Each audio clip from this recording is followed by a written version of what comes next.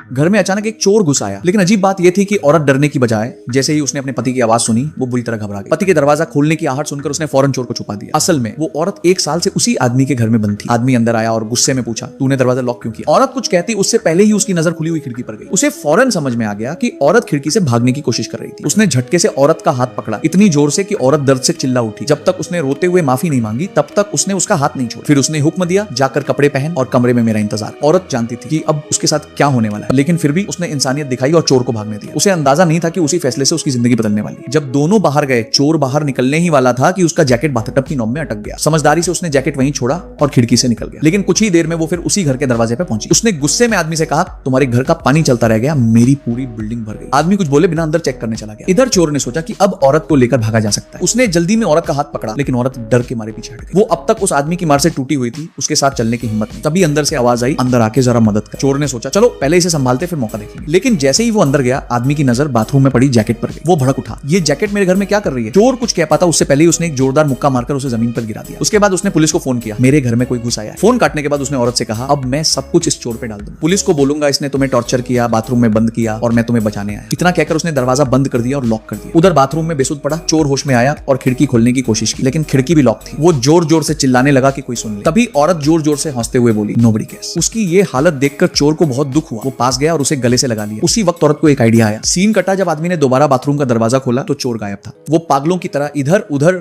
ढूंढने लगा, लेकिन कोई सुराग नहीं मिला। जैसे ही वो औरत के पास पहुंचा और उस पर हाथ उठाने ही वाला था, चोर अचानक बाथटब से बाहर कूद पड़ा और उसे जकड़ लिया। इसी बीच पुलिस पहुंच गई। आदमी ने सोचा पुलिस चोर को पकड़ने आई, लेकिन अगले ही पल पुलिस ने उसी को गिरफ्तार कर लिया घरेलू हिंसा के केस। उसे हथकड़ी लगाकर ले जाते हुए पुलिस ने बताया कि सबूत मिल चुके हैं। औरत चौंक गई। उसने चोर से पूछा, तूने ये सब कैसे किया? उसने जवाब दिया, मैं उन सैकड़ों पड़ोसियों में से एक थी जिसने तुम्हारी चीखें सुनी थी और इस बार मैं चुप नहीं रही।